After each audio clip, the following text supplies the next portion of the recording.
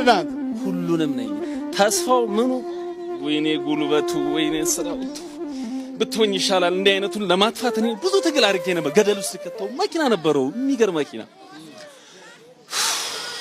ገደል ከተው እንዲህ የነዳ ያሽከረከረ በቃ 150 160 ስፒድ ይነዳል ለቀቅ አርጓል ከዛ አለቻቺ አንገት ላይ ለበስካት ያዝ ሲያረጋት ምን ሆንኩ ብሎ ተመልሶ ደግሞ የራሱን ከስተመሮች አያችሁ እነዚህ ሁሉም ቆመውለታል እኔ አላቅም ብቸኝኝ ይሻላል አሁን ከዚህ ልጅ አጋንንት ነው ሰይጣንም አጋንንትም ስንት ናችሁ 160 ሺህ ምንድነው 160 ሺህ በቃ መንፈስ ነና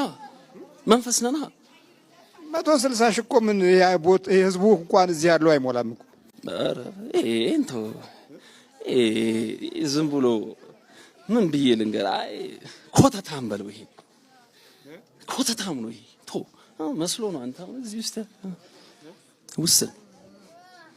ውስን ሰዎች ናቸው ከዚህ ውስጥ ያሉት ሌላውስ ከዚህ ወሮጦ ይወጣና የሚሄድበትን እኮ አታውቀውም ተነስና ቆም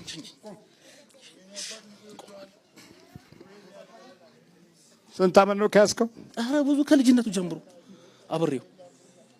አብሬው ከልጅነቱ ጀምሮ እንዴት አብረኸው አደኩኝ አብሬው በቃ እና አብረህ እንዴት አደከ ነው በስንት ዓመቱ ነው ያዝከው ይገርማል ይኸውልህ ከልጅነቱ ጀምሮ ልጅነቱ ነው በ5 ዓመቱ አዎ ከዛን ጊዜ ጀምሮ የሆነ ሲያድግ የሆነ ነገር እንዳለ ያውቃል ከጀርባው ስለሚያውቅ ብቻ ወደ ላይ አንድ ቀን እድናለሁ ይላል አንተና ከየት ሀገር ነው ክፍለ ሀገር ነበር እዚህ ነው የሚኖረው የተወለደው ክፍለ ሀገር ነው ምንድነው የሚሰራው አብረህ ይሄን ሀይደ ገባህ መኪና አለው ምን አለው በቃ መኪናውን ማስወሰድኩበት እኮ ትልቁ መኪና ሽጬ ገንዘቡን ምናን ሰጠሁት ለጓደኛው ሰጠ ትልቅ መኪና አዘዘ እሱን ፍራንክ ሰብስቦ ልጁ አሜሪካ ገባ ባለጁን ቀርቶ ነበር አንዳለች እሱን አሳንጻለሁ እያለ በየጊዜው 5000 10000 12000 ይልካል ቀጥለማለት ማጋሉ ሰቆመችለት ደፍቼው ባካቦ ጫለንቆ ካራሚሌ ገደል ካትቼው ነበር እኔ እንዴት እንደሚተርፍ አላውቅም ሩጣት ይዛለሽ መሪው መጣ ቀጥበለ እጀና ሳር ሮጣት ይዛል ምኑን መሪውን የመኪናውን መሪ በቃ እሺ ለሞት ተጋጭቼ ለምን አልሞትም በቃ ይላል አንዳንዴ በቃ በሞትኩኝ ይላል ለምን እንደምትይዝለት እኔ አላውቅም ምን እንዳለው ከሷ ግን ስንት ጊዜ ልታጋጨው ሞከረ አረ ብዙ ጊዜ ነው 24 ሰዓት ነው የሚነዳው በቃ አይደክመውም ይገርማል ሰው እየጠጣ ወደ ላይ ያስባል ውስኪ ደርድሮ ወደ ላይ ያስባል የ10 ሺህ ብር መጠጥ ከጓደኛው ጋር እኮ እየከካ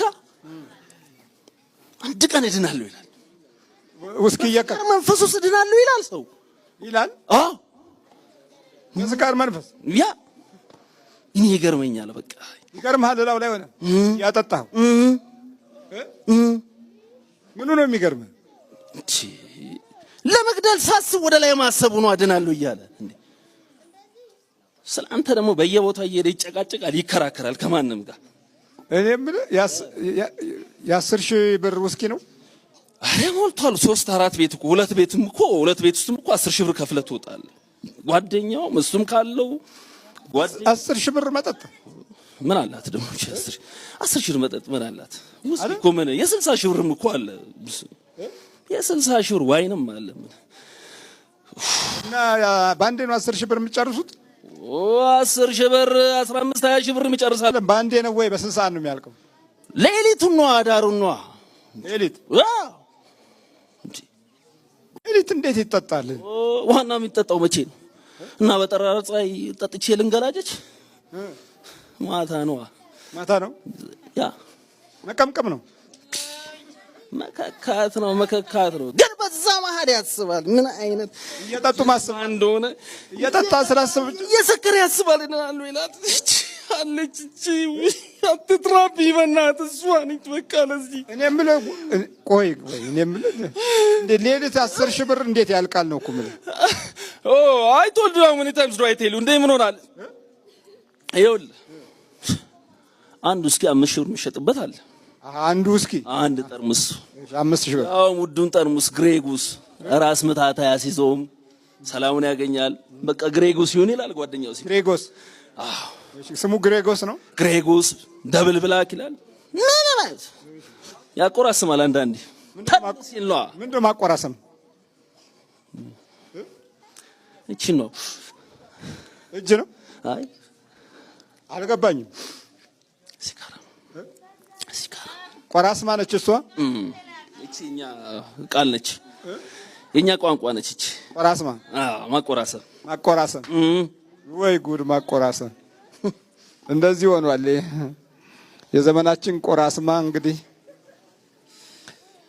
ወይራው ቀረ፣ ቆዲው ቀረ፣ ወተቱ ቀረና ውስኪ ከቆራስማ ጋር አለ እንግዲህ በቃ ማለት እኮ ነው ማቆራሰም። ግን ያስባል ዞሮ ዞሮ ለሰከንድ ይሄዳል። እዛ እሱ ተከራይቶ የሚኖርበት የለም። ከዛ 11 ሰዓት አንድ ጓደኛ አለ እዚህ ውስጥ። እሱ ይገርማል። ምንም ይሄ ምንም አያውቅም። ጀዝባ ነበር። ስጥራው አካሉ በለው እባክህ። እዛ ጥሩ እንትን ነው አካሉ ና ጀዝባ ነው። እንዴት ነው ጀዝባ የሆነው? እሱም ጀዝባ ነው እባክህ። እዚህ ይመላለሳል። እሱ አይደል እንዴ ያንተን ይሄ ቅባ ቅዱስ አመጣ ቀባ። እንታየው ነበር ባይዘው እንታየዋለን። እንዲህ ቀባው ምን አለ በቃ። ከዛ በኋላ ታየውት ተገለጥኩ። ሌሊት 9 ሰዓት ስራ አወጣለሁ ይላል። ድጋሚ ባይዘው መኪና ገዝቷል። እሱ አቁማለት ሶሊዮን ነው በቃ ሚሊዮነር ሂ ዊል ቢ ሚሊዮነር በቃ። ካሁን በኋላ ምን ያው ብሸኛ ይሻላል። እንዴት ነው?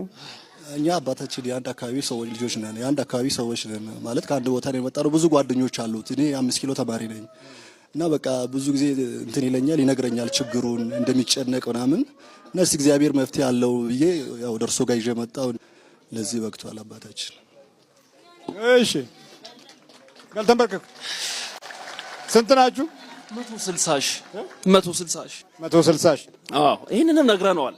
መቼ ነው የነገርነው? ይሄን ነገር ይሄ ግማታም ከቀባው በኋላ ማታ ታየነው። እኔማ እንዲህ ሲሄድ ፊት ለፊቱ እንዲህ ይላል። ቀንዳለኝ አይደለ? ቀንዳለኝ። ቀንድ ነው የምትታየው? ቀንዳለኝ። አይኔ በርበሬ ይመስላል። ፊት ለፊቱ እንዲህ ይላል። የሆነ የሚጠራው ስም አለ። እሱ ያስተማረው ስም ነው። ምን ኤልሻዳ ያለ እሱን ሲጠራ በቃ ስውር እላለሁ። ስራ ሊሰራ 20-30 ሰው ይደውልለታል፣ ይሄዳል። ኧረ ስራ ጀግና። እንዲህ አይነት ፍጡር እኛ ቢሞት ይሻለናል። ይሄ እንግዲህ ዘመናዊው ትውልድ የሚባለው አካል ነው። ኢኮኖሚው ካለ ደግሞ የሚውልበት የሚወጣበት የሚገባበት ነገር በቃ አለ የሚባለው ስፍራና ቦታ ላይ ነው። ያም ደግሞ ራስን እንደ ማዝናናት የሚቆጠርበት ቀጠና ነው። በዚህ አይነት አኳኋን ደግሞ አሁን ያለው አብሮ ሲዝናና የቆየው አብሮ ሲጨፍር ቆራስማ ምን የሚለው እንግዲህ በዚህ መንፈስ በመዋሃድና በዚህ መንፈስ በመዋጥ ነው። ስንት ናችሁ? 160 ሺህ አጋንንት አንተን የሰበሰብከው እንዴት ነው ይሄ ሁሉ ግን? አዎ ከዛም ከዚህም አሁን ይሄ ጥንቦ ማለት ነው ይዞት እንትን ይላል። ሞጆ አርሴማ በእግሩ ያንን መንገድ ከካውና ከዛ ማታ ላይ ሲመጣ ተሰባሰብን፣ ተያዝን። አቤት እጅ ለእጅ ተያይዘን ልንሄድ ነው። ከዚህም ከዚህም ወጥተን ቀንሰናል። ባይዘው ትንሽ ይሄ ነው የኛ ትውልድ እጣው የዚህ አይነት ጠላት በስቶ በዚህ መንፈስ መሰቃየት የተለመደ ችግሮቻችን ናቸው። እንግዲህ እንደዚህ አይነቱን ችግር በሳይኮሎጂ ወይም በዘመናዊ አስተሳሰብ ዘዴ ወይም በስልት ወይም ደግሞ በትምህርት በእውቀት በፍልስፍና የምናሸንፈው አይደለም እና ብዙዎቻችን የማንረዳው ከባህሪያችን ጋራ የተስማማ መሆኑ ነው። ከጠባያችን ጋራ የተያያዘ ነው። ውስጣዊ ሕይወታችንን ሙሉ በሙሉ በመቆጣጠር መንገሱን እናያለን። ኢየሱስ ክርስቶስ የመጣው ከሄሮድስ ጋር ስልጣን ለመጨበጥ አይደለም። እንዲህ አይነቱን ጠላት ሊያስተምረንና ሊያሳውቀን ሊገልጽልን ስሙን እና ክብሩን ሰጥቶን በዚህ ክፉ መንፈስ ላይ ኃይል እንዲኖረን ለማድረግ ነበር። ግን ግንዛቤያችን በተለያየ አይነት መንገድ የተምታታና መናፍስትን የሚያስረሳ ኑሮ፣ ጊዜ፣ ዘመን፣ ልብና ገንዘብ ስላለን ነው። በላፍ ላይ ወጣ አብለው በኢየሱስ ክርስቶስ በኢየሱስ ክርስቶስ ስም በስላሴ ስም በስላሴ ስም በወላዲተ አምላክ ስም በወላዲተ